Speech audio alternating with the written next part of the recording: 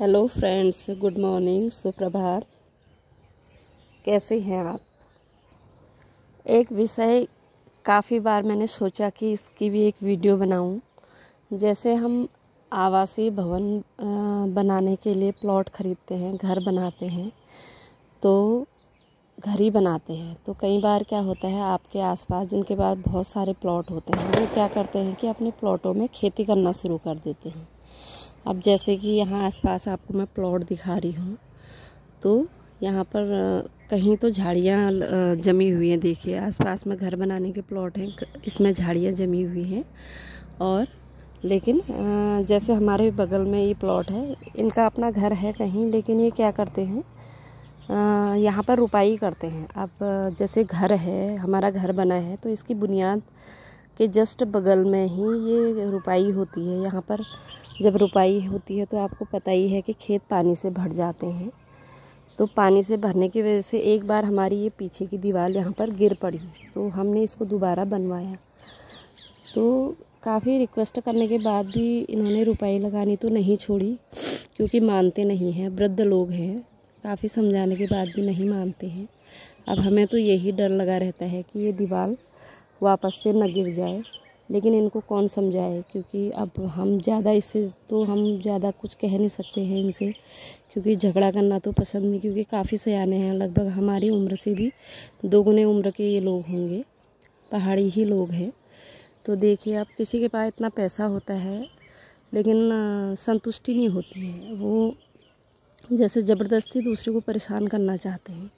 तो इस तरीके से आपको कॉर्नर में दिख रहा होगा, केले के पेड़ के पास इतना पानी इकट्ठा हुआ है। अगर घर के बगल में ये पानी अगर लगातार बना रहे तो दीवार गिरने का खतरा या मकान बैठने का खतरा हमेशा बना ही रहता है। तो इस तरीके से यह खेत है, काफ़ी सालों से मतलब ये बड़ी समस्या हमारे लिए बनी हुई है। इस समस्या का समाधान अभी तक हमें निकल नहीं पाया। अब अभी जैसे हम अपने घर को लगभग 1 महीने से साफ़ करते हैं दीपावली के लिए, तो इस बार तो दीपावली जल्दी हो गई थी, लेकिन कई बार क्या होता है, ठीक दीपावली के लिए हम सफाई करे रहते हैं और दीपावली से 1-2 दिन पहले ही ये लोग धान को जो है, जो थ्रेसिंग कहते हैं, फसल निकालते हैं, तो मशीन चलाते हैं, तो पूरी जो हमारी सफाई की होती है वो सारी मेहनत ख़राब कर दी जाती है। तो आप देखिए, अभी हमने पूरा छत साफ़ की हुई है। जिस दिन इनकी थ्रेसिंग होगी मैं उसके बाद भी आपको इसके एक वीडियो शेयर करूंगी कि किस तरीके से पूरा घर गंदा कर देते हैं, मशीन हमारी तरफ चला देते हैं।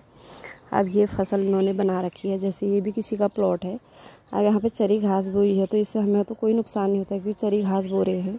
अब यहाँ पर सब्जी बोई है, इससे हमें कोई नुकसान नहीं होता है, क्योंकि सब्जी बो रहे हैं तो सब्जी तो आप तोड़ रहे हैं, इससे कोई धूल मिट्टी आसपास नहीं फैलती है।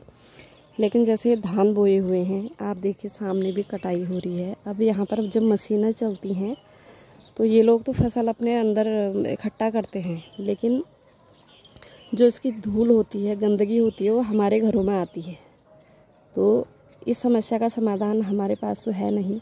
अब इनको कौन समझाए, आप तो फसल बो रहे हैं, इकट्ठा कर रहे हैं, अपने अंदर अनाज ले जा रहे हैं, लेकिन हमारे घरों की तरफ हमेशा जो गंदगी होती है वो उड़ के आती है और उसकी जिम्मेदारी कोई लेता भी नहीं है, और दोबारा से हमें और ज़्यादा मेहनत करके अपने घर को साफ़ रखना पड़ता है। तो कई बार ऐसी समस्याएं आपके पास साथ में होती हैं जिसका समाधान आप कुछ कर ही नहीं सकते, बस सिवाय बोलने के।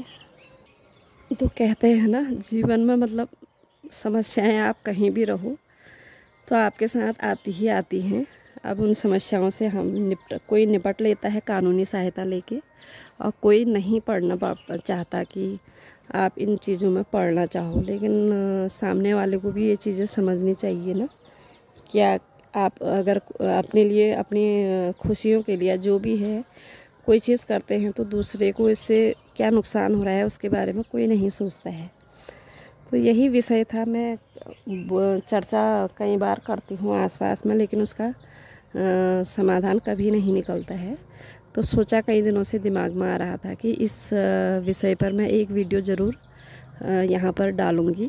तो अगर कोई अगर इसका समाधान जानता है तो ज़रूर मुझे कमेंट बॉक्स में बता सकता है कि मतलब ये समस्याएं क्या आपके आसपास भी आती हैं।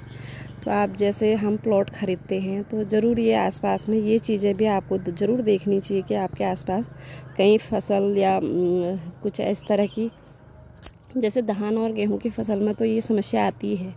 बाकी जैसे सब्जी बोए हैं उनसे कोई समस्या नहीं होती है। अब ठीक है, किसी का खेत है वो बंजर तो नहीं रखेगा, कुछ ना कुछ बोएगा, लेकिन अगर आवासीय तरीके से अगर प्लॉटिंग होती है, कॉलोनियाँ बनती हैं, तो उसके आसपास ये चीज़ें तो नहीं होनी चाहिए। क्योंकि आप इतना महंगा पैसा देके अगर प्लॉट ख़रीदते हैं, घर बनाते हैं, और उसके ऊपर फिर ये चीज़ें हर 6 महीने में, क्योंकि एक बार धान की फसल होती है और एक बार गेहूं की फसल होती है, यानी साल में 2 बार आप बहुत ज़्यादा इस चीज़ों से परेशान होते हैं। ये कोई एक बार की बात नहीं होती है। ये जब तक यहाँ पर फसलें उगती रहेंगी ये समस्याएं हमारे साथ बनी रहेंगी।